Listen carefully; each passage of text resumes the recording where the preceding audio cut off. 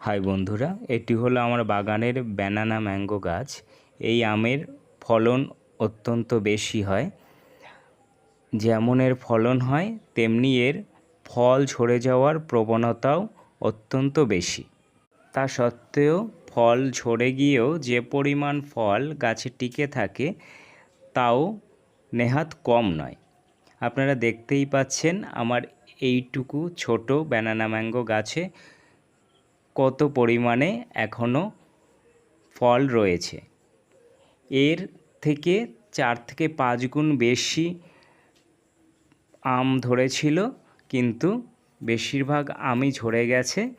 তারপরেও যে পরিমাণে আম গাছটিতে রয়েছে গাছটির বয়স হিসেবে, তাতে বলা যায় বেশ ভালো পরিমাণেই এই আমের ফলন। এই আম খুব মিষ্টি এবং সুস্বাদু খেতে হয়। ধন্যবাদ।